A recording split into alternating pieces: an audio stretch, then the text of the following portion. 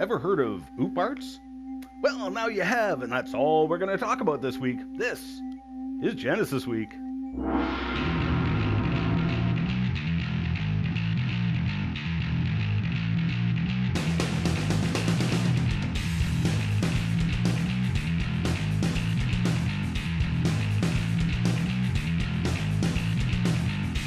And welcome to this episode of Genesis Week, the weekly program of creationary commentary on news, views, and events pertaining to the Origins controversy, made possible by the supporters of Core Ottawa, Citizens for Origins Research and Education, hacking into the airwaves across Canada on the Miracle Channel, all across the US on the Walk TV, satellites all around the globe, including free to air, and of course on the Christianima Network on YouTube. Excellence in pirate broadcasting. We've been driving anti-creationist batty since 2010, showing you the evidence they don't want you to see, and bringing glory to our Creator while doing it. Remember, you can find us in cyberspace at Wazooloo.com, that's me, or GenesisWeek.com, that's the show, where you can find us and subscribe to our YouTube channel to get extras like Crevo Rants and full interviews with our guests. I'm your host, Ian Juby. By viewer request, we're devoting this entire show to the subject of OOParts. What on earth is an OOPart? An OOPart is an acronym for out-of-place artifact. A fossil or archaeological item is found in the wrong place, or someplace where it was not expected. For example, opening a new chamber in the Egyptian pyramids and finding an airplane, or finding a man-made artifact in rocks 1 billion years old, or fossil evidence of man in those rocks. The artifact is out of place. But what does that mean, out of place? How is it out of place? If you find a fossil in a rock, then the fossil is simply in the rock. How is it out of place? Well, there is only one answer to that, and that is that the fossil or artifact is in the wrong place according to the evolutionary theory and timescale. Evolutionary theory and assumptions permeate almost all of the sciences. For instance, the classic evolutionary timeline we are presented in schools, museums, and textbooks. Evolutionary theory demands both this timescale and this sequence. For instance, finding evidence of man with the dinosaurs would destroy the theory of evolution, as Dr. Lewis Jacobs pointed out in his book, In Quest of the African Dinosaur. Co-occurrence of men and dinosaurs. Such an association would dispel an Earth with vast antiquity. The entire history of creation, including the Day of Rest, could be accommodated in the 7 biblical days of the Genesis myth. Evolution would be vanquished. In other words, Dr. Jacobs is saying that if evidence were to surface showing that man lived contemporaneously with the dinosaurs, it would do 3 things. 1, it would show the Earth was young, 6,000 years old, not billions of years old. 2, the biblical creation account would be correct. 3, evolution would be incorrect. Of course, any out-of-order finds would falsify evolution, as Dr. Stephen M. Stanley pointed out. There is an infinite variety of ways in which, since 1859, the general concept of evolution might have been demolished. Consider the fossil record, a little-known resource in Darwin's day. The unequivocal discovery of a fossil population of horses in Precambrian rocks would disprove evolution. More generally, any topsy-turvy sequence of fossils would force us to rethink our theory, yet not a single one has come to light. Correction. Dozens, perhaps hundreds of examples have been found and systematically ignored. Any topsy-turvy sequence of fossils would be a problem for evolutionary theory. And it's interesting he brought up horses as one example. Why don't we start there? In 1924, the Doheny Scientific Expedition ventured into the Havasupai Canyon region of Grand Canyon. The expedition report, penned by Samuel Hubbard, is a short and fascinating read. Now, this short expedition brought multiple enigmas to the attention of the scientific community. One discovery of fossil footprints was only briefly mentioned in the report, saying that Mr. Gilmore was at a loss to explain these Carboniferous footprints. That Mr. Gilmore was Charles W. Gilmore, who gave more detail in a 1926 issue of the Smithsonian Miscellaneous Collections. Mr. Gilmore showed the footprints which bore the clear resemblance of horse footprints. The local native Indians considered them to be the tracks of a band of horses. Now, you need to remember, the Indians were, by nature of their lifestyle, excellent trackers. They can well identify an animal by its footprints, as their hunt depended on it. I would think they would know what a horse footprint looked like. But the problem was that these footprints were out of place. They were in Carboniferous or Permian rocks. In either case, the rocks were far too old, according to evolutionary theory. After all, I'm sure most of you have seen the alleged evolution of the horse. Though this sequence was shown wrong many years ago, it still appears in many natural history museums and textbooks. But notice the dates.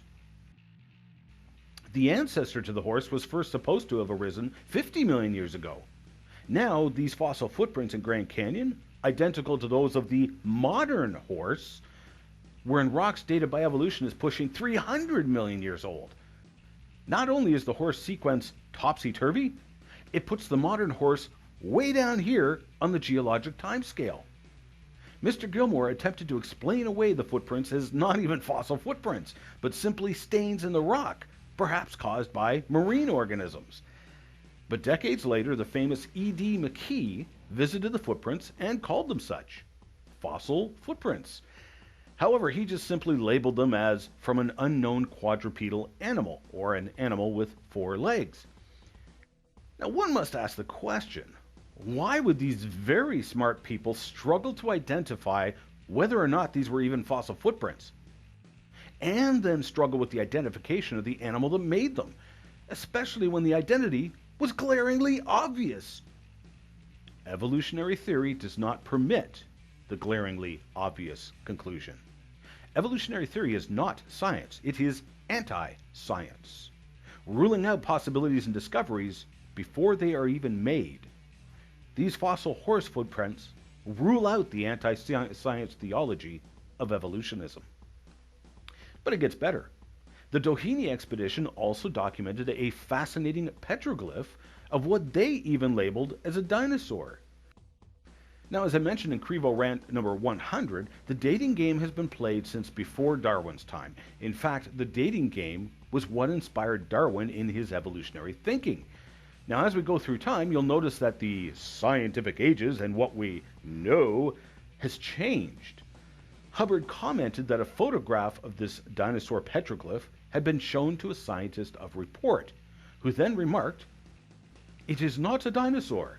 It is impossible because we know that dinosaurs were extinct 12 million years before man appeared on Earth." Notice that today, those claiming to be of report in the scientific community would say that we know the dinosaurs became extinct 60 million years before humans evolved.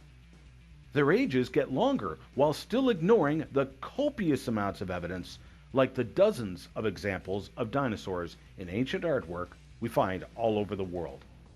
Vance Nelson's Dire Dragons was devoted just to the subject of dinosaurs in ancient art and provides numerous examples. But again, evolutionary theory trumps fact. The facts are quite irrelevant if the facts refute evolution. Then the facts are questioned and or ignored.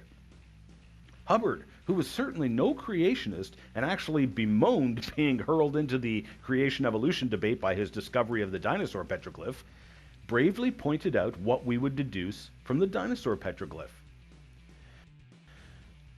The fact that some prehistoric man made a pictograph of a dinosaur on the walls of this canyon upsets completely all of our theories regarding the antiquity of man. Facts are stubborn and immutable things.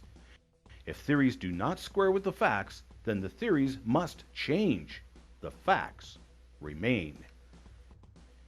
In Tai Prom, Cambodia is a temple dedicated in 1186 AD, so it's just a little over 800 years old. Now, as you go through the temple, you'll notice ornate carvings on the pillars. As you get closer, you start to recognize some of the creatures. Here's a monkey, a deer, a water buffalo, and then there's this strange creature.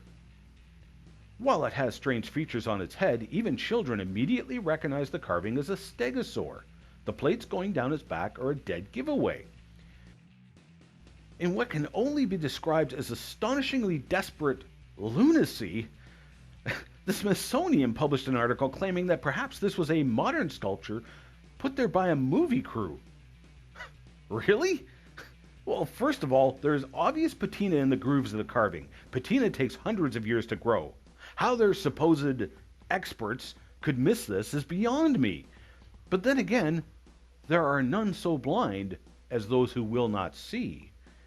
Secondly, do you honestly think a movie crew would get away with altering an ancient landmark of national pride, such as Tai Prom? Look, I struggle to be respectful with the words that come to mind to describe such a ridiculous assertion as that put forward by the Smithsonian. But they have once again provided another stunning example of the irrational, even ridiculous reaction to the evidence that refutes evolution.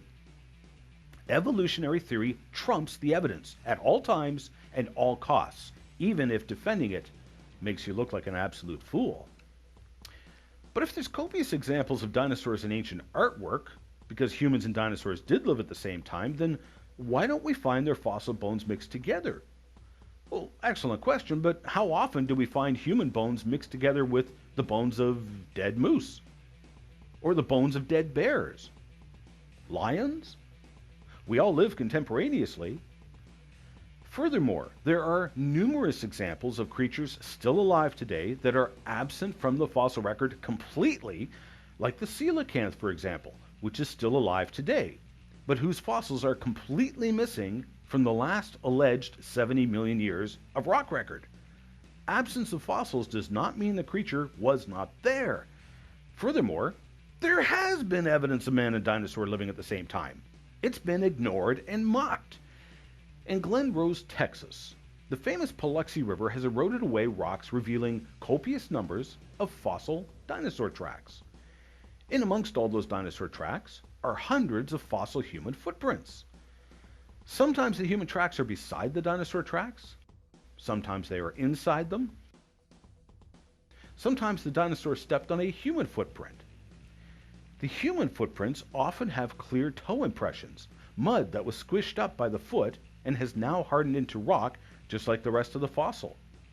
Spiral CAT scans have verified the compression in the rock, showing that the footprints are indeed authentic and not carved, though the majority of the human footprints were actually excavated from underneath solid rock in the presence of multiple eyewitnesses. I document the CAT scans in the video The Dulk Track, Evidence of Dinosaur and Human Coexistence, which is archived on YouTube. You can watch that video by going to genesisweek.com and looking through the video archives. There is no creature, fossil or living, which has a foot like a human. But it's not just fossil human footprints, but also human handprints, adjoined to one of the trails of fossil human footprints where the person evidently stumbled, putting their hand into the mud where they were walking. We discussed these tracks in detail in Genesis Week Season 2, Episode number 33, The Paluxy Fossil Human Footprints, in which we interviewed Dr. Carl Baugh, who had his life changed by the discovery of these human footprints. But it gets better than that. In Berea, Kentucky, fossil human footprints were found in rocks dated by evolution as Carboniferous, or around 300 million years old, according to the evolutionary timescale. Now that is before the dinosaurs. The footprints were first discovered and studied by Professor Burroughs in 1930. The footprints were so remarkably human that he gave the creature who made them the Latin name Phenanthropus mirabilis, which means looks human, remarkable. What unfolded next I can only describe as scandalous. Now, I had previously obtained a copy of the January 1940 Scientific American report on the Berean fossil footprints. I took one look at the footprints and said, well, it's pretty obvious those are carvings. In fact, taking a look at the pictures provided, one has to wonder if Professor Burroughs was on drugs to consider them remarkably human, or perhaps he should have been on some drugs. Now, evidently, I was not the only one to reject the Berean fossil human footprints on account of the Siam article. So when David Willis invited me to go to Berea, Kentucky in 2009 to study the tracks for ourselves, I was in for a surprise. These footprints are not the Berean fossil human footprints in question. The Siam article provided photographs of Indian carvings, petroglyphs, about 30 miles away from the Berean footprint site. In his private correspondence, Burroughs was understandably furious with this article, but it doesn't stop there. The Christian Science Monitor also published an article decrying the Berean fossil human footprints as non-human and provided 2 photographs trying to compare the Berean footprints to the obvious lizard footprints. They claimed the top picture was oil left on the rock after casting the footprints, and the lower picture was claimed to be the Berean fossil human footprints. They even went to the trouble of depicting 10 footprints, which matched the count of human footprints at the Berean site. Trouble is, the trail of footprints were those of a lizard, and obviously so. The upper picture is that of what was called a pencil rubbing of 2 of the Berean footprints. It had nothing to do with oil or molding. This is what the Berean fossil human footprints look like. This is an actual casting of the footprints, which is now in my collection. Notice the mud pushed up around the footprint. 5 toes, clearly human. The treatment of the Berean fossil human footprints is nothing less than scandalous. Yet this is precisely the way the evidence is treated if it refutes evolution. And this is precisely what happens to those who would dare question the religion of evolutionism. These footprints destroy the evolutionism myth. You can read more about these fossil footprints in my report on my blog here, and I also produced a special report on these tracks in Season 1 of Genesis Week. Head on over to genesisweek.com and look for the video Carboniferous Peoples. Stick around. We'll be back in 1 minute. Not again! To the horror of both fans and enemies, Ian Juby is back with more ranting goodness. Okay, Jacques. You first. Just when you thought his meds had kicked in, Ian goes off on a tangent about what killed the dinosaurs, the origin of life, defining evolution, and yes, even sex. It wasn't enough for an R rating, but nowadays, what is? Volume 4 of his ever-popular and ever-hated Kurivo Rants has 8 new short, fast, funny, and hard-hitting episodes. You can get your copy on the soon-to-be-extinct DVD for $15 plus shipping and handling, or purchase the instant digital download of all 8 tracks for just $8. Or you can buy all 4 volumes of his world-infamous rants for the price of 3. Order your copies today and have a party with, like, popcorn and stuff. Visit Ian's bookstore today. Welcome back to this edition of Genesis Week, where we are examining out-of-place artifacts. Now, we've shown evidence of fossil human footprints, but what about fossil human bones? The first humans were not supposed to have evolved until about 2.3 million years ago, according to the evolutionism myth. Yet multiple skeletons of completely modern humans have been found on the island of Guadalupe in a rock formation dated by the evolutionary timescale as Miocene, somewhere between 12 and 25 million years old. The rock is incredibly hard, on par with marble. The persons were so rapidly buried that the skeletons were still together and there was high organic content in the rock, indication that the person was encased in solid rock incredibly fast, like being buried in cement, which then hardened into rock. The first skeletons were found after erosion had finally worked through the rock, and this particular skeleton was on display in the British Museum of Natural History for 50 years, before the advent of evolutionism.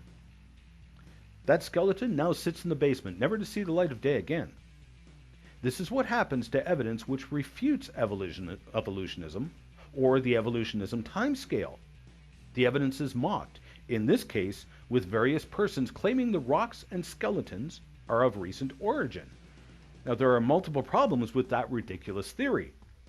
Where on earth do we see limestone, the hardness of marble, forming today?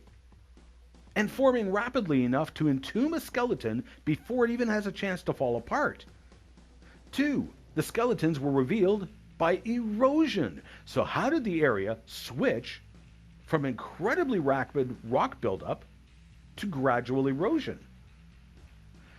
Over in the United States, 10 completely modern fossil human skeletons were found in incredibly hard sandstone. The sandstone was slowly removed over decades as part of mining operations, and in fact it was the extreme hardness of the rock that led to the closing of the mine. One day the bulldozer struck the first human bones that would be found. The operator, who had been working there for many years, estimated he had removed some 50 feet or 15 meters of solid, hard sandstone by the time he had gotten down to the level of the skeletons. The skeletons had been stained blue and green by the minerals in the rock. 10 skeletons of men, women, and children were found. But here's the catch. The skeletons were entombed in the Dakota sandstone, which, according to the U.S. Geological Survey, is 100 million years old. Well, that's the time of the dinosaurs. So the anti-creationists sprung into action to explain away this very out-of-place series of fossils with their usual ridiculous theories, trying to defend their religion from scrutiny. Ridiculous theory number 1, they must be Indian burials. Really? When was the last time you saw Indians digging through 50 feet of solid rock in order to bury their dead? And somehow leaving no evidence of digging. Ridiculous theory number 2. They must have fallen down a crack or a crevice in the rock. Really? Do you not think the bulldozer operator who excavated that rock for decades would have noticed a crack that big? Ridiculous theory number 3. There were Indians mining for copper and the concretions found in the rocks that are a beautiful blue, much like a blue marble. Then the mine collapsed. Really? And what were women and children doing in there? And where's the evidence of this tunnel? The skeletons were entombed in solid rock, not a collapsed cave or tunnel. The most obvious and simple explanation for the skeletons is that they were buried in the rock when the rock was formed. If that most obvious and simple explanation destroys the theory of evolution because that puts the skeletons underneath dinosaur skeletons in another formation, well, that's not my problem. Because I have found that this is just more evidence that the biblical account of creation is correct and the evolutionism myth is once again proven wrong. But we also find multiple human artifacts in rocks allegedly too old. For instance, Max Hahn and his family were fishing at a waterfall near London, Texas in 1936. He found a rock sitting on a ledge with a piece of wood sticking out of it. He took the curiosity home and broke open the rock to discover the wood was actually the handle of a fossil hammer. Named the London artifact, geologist John Watson was able to nail down the source rock several miles upstream from the location. Rock which dates to the Cretaceous, or the age of the dinosaurs, according to evolutionism. Yes, of course, the anti-creationists came up with their ridiculous theories, of which I discuss in quite a bit of detail in my special report on my blog here. The anti-creationist stories fail in every respect to explain away this hammer. The most simple and obvious explanation is that the hammer was buried in the Cretaceous rocks when the rocks were formed and was eroded out of the cliffs along with a pile of other rock. Frank Kennard was working at the Municipal Electric Plant in Thomas, Oklahoma in 1912. While working with the coal for the coal-fired plant, he had a lump of coal which was too large for the furnace, so he did what they always did. He hit it with a sledgehammer. In front of a second eyewitness, they watched in amazement as an iron pot fell out of the middle of the lump of coal. Kennard traced the coal back to the Wilburton coal mines of Oklahoma, dated by the U.S. Geological Survey as 295 million years old. According to the evolutionism myth, that is before the time of the dinosaurs. So we have evidence that man has been around since the beginning of time, even using the evolutionary timescale. Now, we have run out of time, unfortunately, because I could go on for quite a bit more time. There are so many examples of out-of-place artifacts. All of these artifacts draw forth those famous words that Louis Jacobs said, a man who is certainly no creationist. Let me reiterate the points that he admitted. If man and dinosaurs can be shown to live at the same time, or man lived before the time of the dinosaurs, it means three things.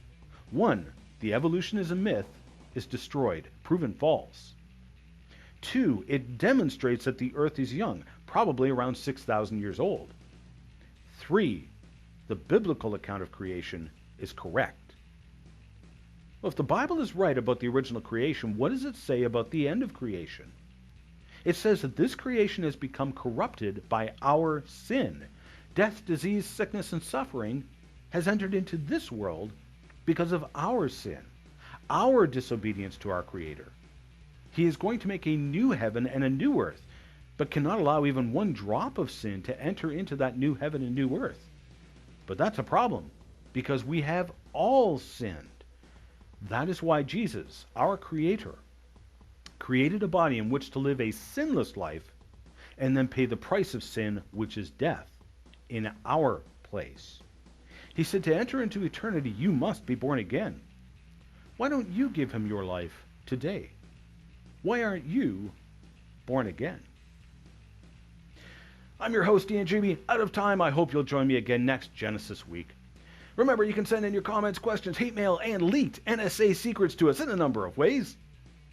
You can email us at comments@genesisweek.com, or you can send us a tweet at GenesisWeek, or you can head on over to genesisweek.com, which is our YouTube channel, find the most recent show, and post a comment there. Or you can drop by our Facebook page at facebook.com/GenesisWeekTV. Remember those words of comfort and warning from our Creator, the Lord Jesus Christ, who said, I am the way, the truth, and the life. No man comes to the Father except through me. We'll see you next week. We are a viewer-supported program and need your support to keep this program on the air. Please pray for us, and if you wish to financially support the program, Canadians can make a tax-deductible donation to Core Ottawa, Canada North Post Office Box 72075, Ottawa, Ontario, K2K 2P4. While we cannot offer tax-deductible receipts outside of Canada, donors wishing to financially support the program can do so online at ianjuby.org/donations, and thank you for your support.